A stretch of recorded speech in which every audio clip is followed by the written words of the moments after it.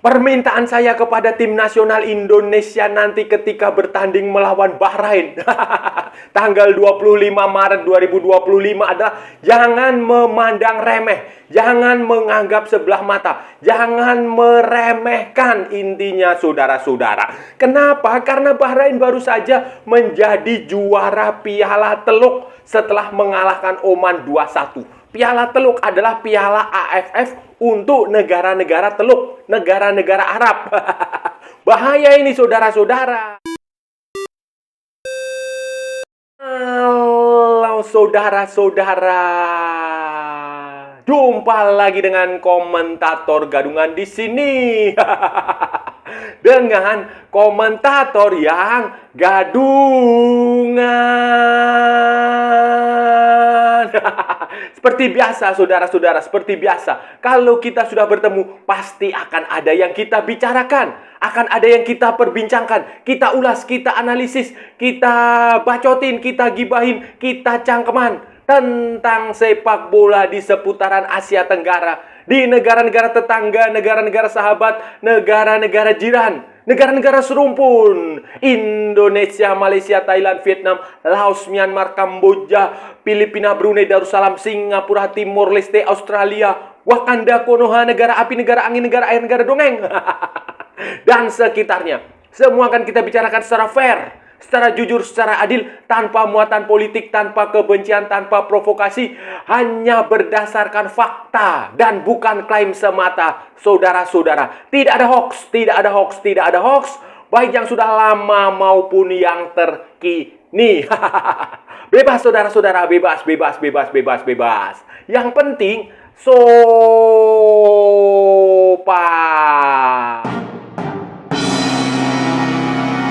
Jadi begini saudara-saudara, jadi begini. Indonesia nanti pada bulan Maret itu akan menghadapi 2 pertandingan di kualifikasi Piala Dunia 2026. Pertandingan lanjutan di grup C, saudara-saudara, di putaran ketiga. Salah satunya adalah menghadapi Bahrain. Bahrain tanggal 25 Maret 2025 di Stadion Utama Gelora Bung Karno. Setelah 5 hari sebelumnya Indonesia tandang away ke Sydney Football Stadium menghadapi Australia, saudara-saudara. Dan Bahrain ini, saudara-saudara, Bahrain ini akan datang ke Jakarta dengan bekal semangat yang membara. Nah, Bahrain akan menghadapi 2 pertandingan tandang beruntun. Tanggal 20-nya mereka akan bermain di Saitama World Cup Stadium di Jepang menghadapi tuan rumah Jepang. Nah, itu sudah pasti mereka mengibarkan bendera putih lah. Melawan Jepang susah, orang main di Riva saja mereka dibantai, apalagi nanti main di Saitama. Jadi kemungkinan besar Bahrain sudah akan melemparkan handuk, mengibarkan bendera putih, tidak akan terlalu bersemangat menghadapi Jepang. Mungkin saja mereka akan menampilkan pemain-pemain pelapisnya. Nah, tujuan utama berikut setelah Jepang adalah Indonesia. Kemungkinan Indonesia nanti akan menjadi, mereka akan tampil dengan kekuatan terbaik mereka. Akan tampil semangat, akan tampil karena bagi mereka, sama seperti Indonesia juga, ini pertandingan Bahrain ini, Bahrain Indonesia atau Indonesia Bahrain ini adalah satu-satunya peluang paling besar untuk mendapatkan 3 poin. Dan Bahrain ini datang ke pertandingan nanti, saudara-saudara, dengan kondisi yang mental yang sedang bagus-bagusnya, on fire lah, kira-kira seperti itu, saudara-saudara. Mereka baru saja, ini baru masih segar ini, fresh from the oven. Minggu dini hari waktu Indonesia lah, kira-kira Sabtu malam waktu sana, waktu di Teluk sana, waktu di Arab sana, mereka baru saja menjuarai Piala Teluk Arab Gulf Cup ke edisi ke-26 tahun 2024 yang finalnya 2025. Mereka secara luar biasa, secara comeback, saudara-saudara, menang comeback. Itu mengalahkan Oman, saudara-saudara. Mengalahkan Oman 2-1 dalam pertandingan final di Jaber Al Ahmad International Stadium di Kuwait City. Ini saudara-saudara, Bahrain. Pelatihnya Bahrain Dragan Talajic yang dari Kroasia itu dia menampilkan starting line up terbaik, squad terbaik. Ya, semua tim yang ini harus diketahui ya, harus diketahui oleh saudara-saudara semua. Semua tim yang tampil di Piala Teluk ini menggunakan pemain-pemain utama, pemain-pemain terbaik minus pemain-pemain abroad. Pemain-pemain abroad di Eropa, dan di Teluk ini, di negara-negara Arab tidak banyak pemain yang abroad ke Eropa, semuanya main di kompetisi domestik.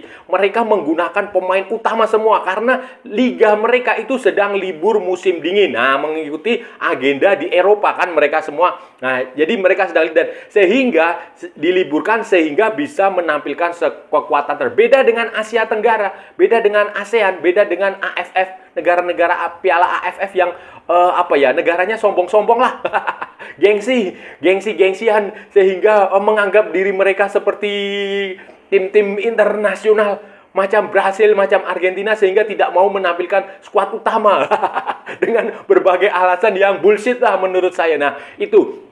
Dan pada pertandingan final kali ini, Bahrain menampilkan tim terbaik dia yang kemungkinan besar ini skuadnya juga akan ditampilkan nanti ketika pertandingan melawan Indonesia. Seperti misalnya si Ibrahim Lufala, kipernya yang waktu lawan Indonesia juga tampil lumayan bagus.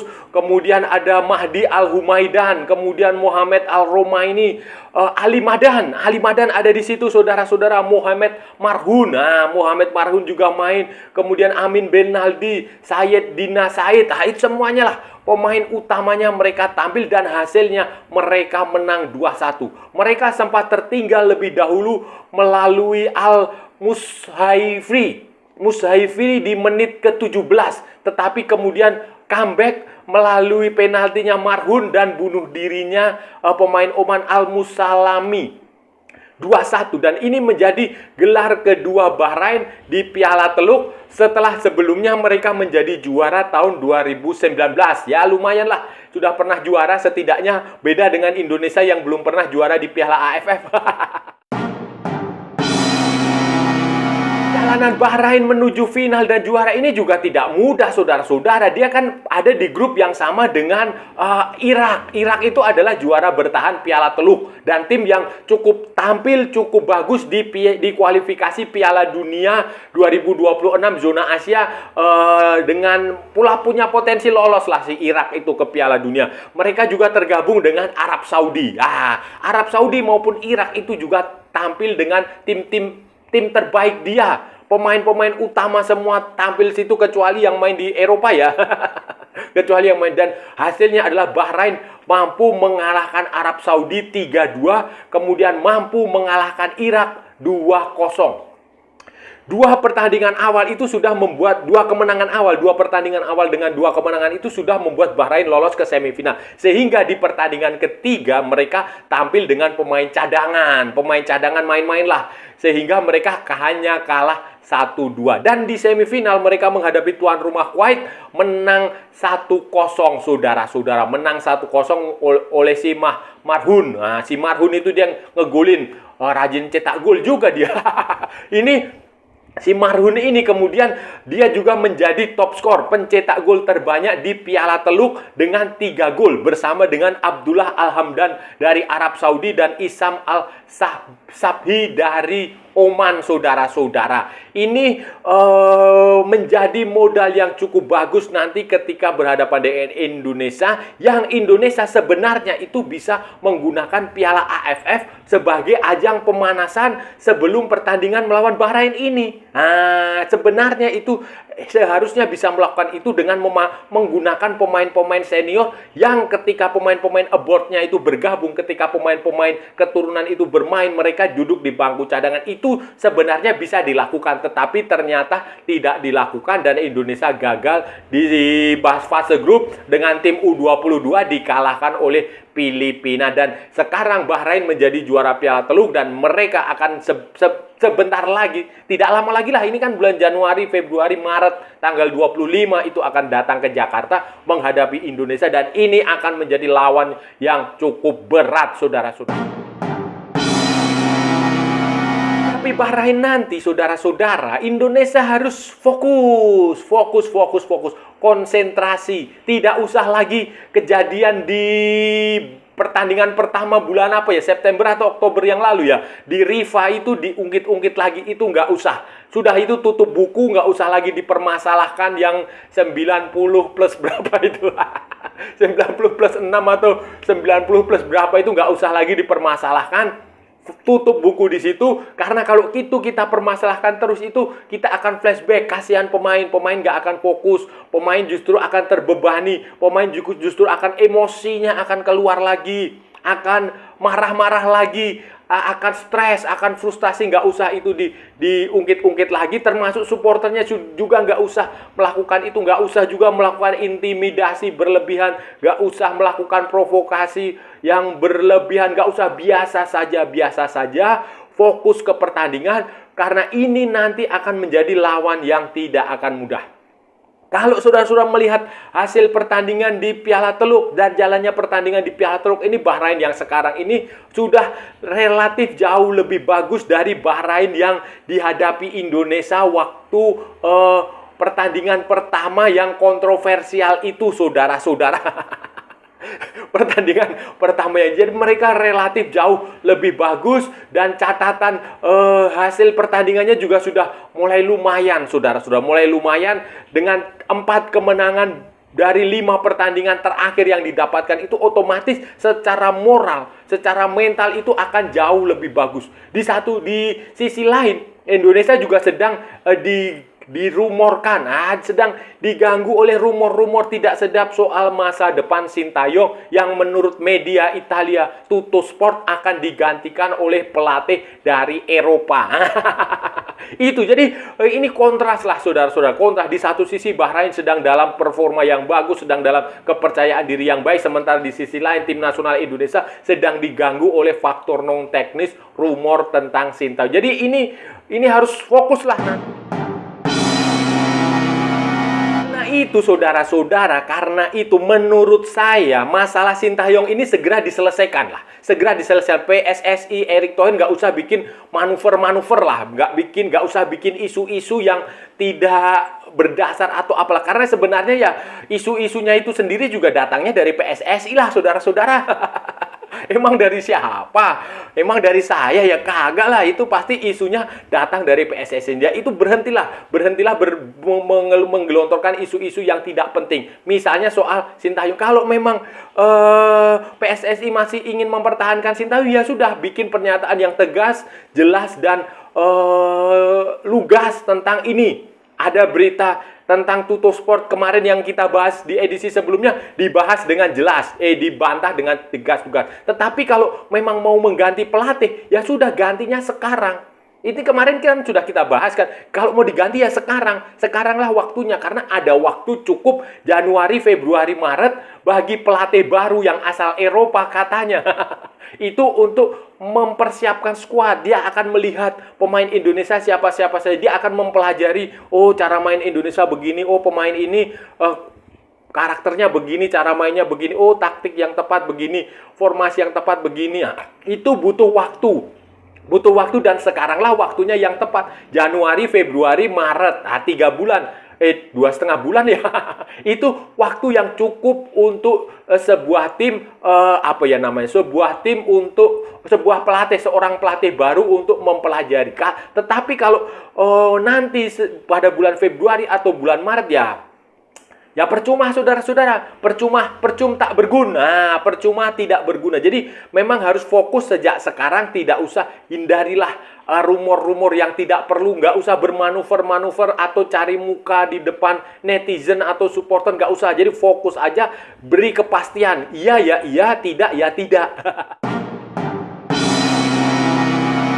Pun Bahrain dalam kondisi yang bagus dan tampil lumayan lah, saudara dulu ya, bukan lumayan lagi, tampil baik waktu Piala Teluk itu. Saya melihat ada sejumlah titik lemah yang bisa dimanfaatkan Indonesia untuk mengalahkan Bahrain. Indonesia kalau bisa bermain seperti waktu mencetak gol melawan Arab Saudi, saya rasa Indonesia punya peluang. Jadi manfaatkanlah serangan di sayap, karena kalau fullbacknya apa ya? Fullbacknya wingback ya. Mereka main dengan 3-4-3 juga, 3-5-2. Itu wingbacknya itu terkadang terlalu dalam menusuk sehingga ada celah di situ. Ada celah di antara wingback dengan back tengahnya. 3 back tengah itu selalu ada celah di badan. Nah, kalau itu bisa dimanfaatkan Indonesia, saya punya keyakinan Indonesia akan bisa mencetak gol. Mencetak gol, saudara-saudara, mencetak gol. Walaupun menang ya menang, punya potensi menang, tetapi setidaknya mencetak gol dululah, itu yang harus dijalani. Dan sebelumnya kan nanti pertandingan melawan Australia, itu Sintayong harus bisa mencari apa ya, supaya kondisi fisik pemainnya itu tidak drop waktu melawan Bahrain. Seharusnya bisa menggunakan Australia harus realistis saja lah. Harus bisa kita lepas, bisa juga kita hanya bermain parkir bus. Parkir bus itu lawan Australia udah itu cukup. Nanti baru lawan Bahrain, itu baru kita menyerang, berusaha untuk mencetak gol, memanfaatkan titik lemah di kedua wingbacknya Bahrain itu. Kalau Indonesia mampu bermain seperti waktu melawan Arab Saudi, saudara-saudara, menyerang melawan Bahrain dari sayap-sayap itu, saya punya keyakinan besar, aku yakin Indonesia akan bisa menang. Saudara-saudara, itu tadi pembahasan kita hari ini, saudara-saudara. Kita sudah bicara panjang lebar dari A sampai Z, dari barat sampai ke timur, dari utara sampai ke selatan, dari Sabang sampai Merauke, dari Pulau Rote sampai Pulau Miangas. Semua sudah kita perbincangkan, semua sudah kita cakap, semua sudah kita ulas, semua sudah kita gibahin, semua sudah kita bacotin, semua sudah kita cangkeman, saudara-saudara. Tadi kita bicara calon lawan tim nasional Indonesia pada pertandingan kualifikasi Piala Dunia 2026 zona Asia Grup C putaran ketiga pada Maret, saudara-saudara, Maret 2025. Australia tidak kita bahas, tetapi kita bahas Bahrain. Bahrain kita bahas, kenapa, saudara-saudara? Karena mereka baru saja menjadi juara Piala Teluk. Teluk sudah Arab Gulf Cup.